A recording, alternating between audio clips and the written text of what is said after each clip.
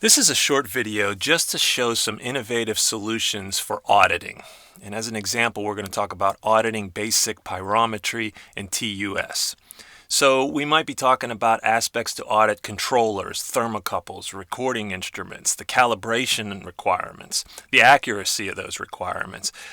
We might audit calibration procedures, temperature survey procedures, and of course the importance of understanding the frequency of those activities to make sure they're compliant. So in order to demonstrate the capability of this platform, we did a quick search of Google for how to successfully execute a TUS audit.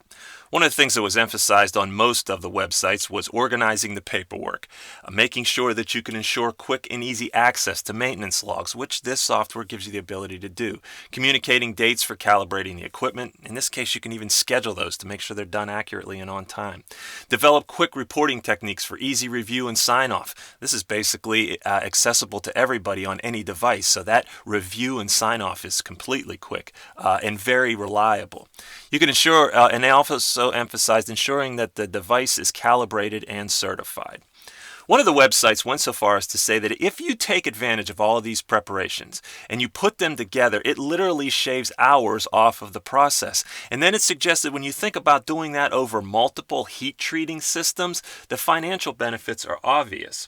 It's an example of where you can put together quality compliance, financial benefits with accuracy and ensuring the completion. Those all come together naturally through this process intuitively on this platform. One of the reasons we believe the Team Assurance platform and software as a service is so fit for this purpose is because of its capabilities. One of those capabilities is the ability to schedule the audits. Much like preventative maintenance, you can put them on a schedule. You can alert the personnel who are responsible for executing those audits, and you can have visibility of when they go past due. Of course, it's great that it can be on any platform, smartphones, notebooks, laptops, interactive displays that can be accessed by multiple groups of people, almost everyone in the organization. There are so many ways to capture data. You can capture text that you type into the device. You can get pictures. You can capture videos. There are multiple choice selections that you just click on the screen. You can upload documents. All the activity is time-stamped. You can get the background history to see when things were completed. All this information is stored in a detailed record. And it gives you the ability to do remote auditing through setting up these pre-configured forms that are almost mistake-proofing because they're capturing so much evidence. One thing is to say, I saw this. You could write that in a text, but also have the ability to take a picture of it and, if need be, take a video that's time-stamped. Those kind of mistake-proofing capabilities make this a really powerful tool for having others complete the task and then simply verifying or sign off on its accuracy. Let's start by talking about how you might schedule the audits based on their frequency, because it's important to have a compliant frequency. You obviously would go in, choose the form that you've pre-configured for the audit, and you would schedule that for one of the team members. So for this example, you would be going in and doing the set point analysis. You would say, I'm going to assign it to someone on, for example, the operations team. So you would find that team in the list, and then you would select someone from that team. And obviously there would be multiple names. In this case, I'll select Patrick Patorti. And then I can set the exact date that that audit has to take place. I can then apply a frequency to it, right? Does it need to be done daily? Does it need to be done weekly? Does it need to be done on the third Monday of the month? And so on. And then I have the opportunity to decide when it's overdue. Is it overdue after a day, a couple days, a week, or so on? The really great thing about the software then is that you can look at those audits in terms of those due dates. Which ones are new and have been completed? Which ones are past due? How many are upcoming and have been scheduled? So for example, this is a list of all of the audits that would potentially be scheduled, and those lists can be sorted to look at them in that fashion in order to apply accountability and stay on top of the tracking of the audit process. Let's take a look at how the audit process itself might work. So this might be a form that you configured and said was due on June 30th. Of course, it's past due in this case. It was assigned to Patrick Paturti.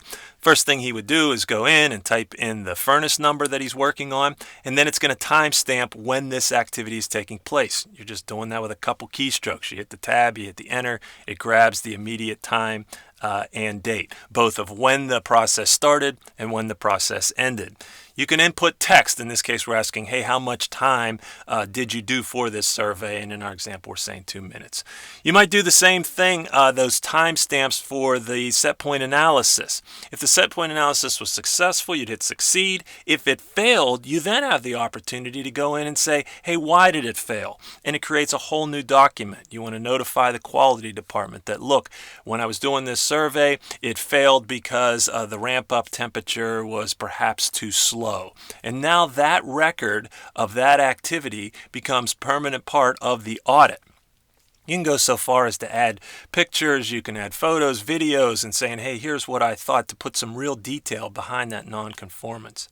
If we go back to the configured form, we might put in our temperature ranges. When we started, 1.172. When it was over, it was at 1.18. So that's an example of just entering text right into a form, or excuse me, a table.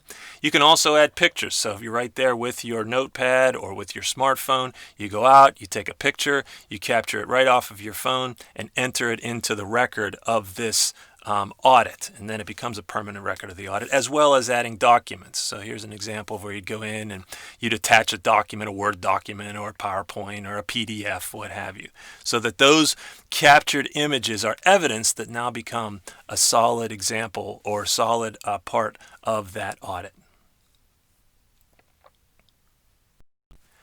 And then finally, if you want to retrieve the audit, which is going to be important, you would go to the audit selection and you would begin to break down the criteria. Say, I want all the audits that are done. I specifically want the set point audits for this furnace, FF241RR. They come up, they're in date order so that you could say, hey, the last audit that we did was on this date, and here is that record. You'll notice that any compliances are in red, so you could go down, capture all the data, see the charts, the documents that were attached, and then go look at what the failure was, because it highlights it in the document as red, and you could go and any of the photos that were added or any of the compliance issues would be documented right there as well. So you have this stored data of all of this detail right at your fingertips, able to pull up in the minute. It's important to emphasize that this platform is designed to support a full operating model on any device, allowing the entire organization to participate in improving the business. So while we do believe it is extremely suited for audits, its capabilities go much beyond that, including basic shop floor audits, right? 5S or daily management. You can do problem solving. Remember the capabilities of the video and the pictures and sharing that with a larger team. A3 thinking can be disseminated throughout the entire organization. It has face recognition clock in. So during these challenging times, it allows people to clock into work using their personal device. It's great for plant communications and just so much more. So again, to emphasize that it's basically a platform to support the full operating model on any device, enabling the entire organization to contribute to improving the business. That's why the product was originally designed. It's just that it also has such great capabilities around auditing that we see as a tremendous value proposition for saving money on those activities. For more information on this technology for the future of business, you can learn more at www.csi-opex.com.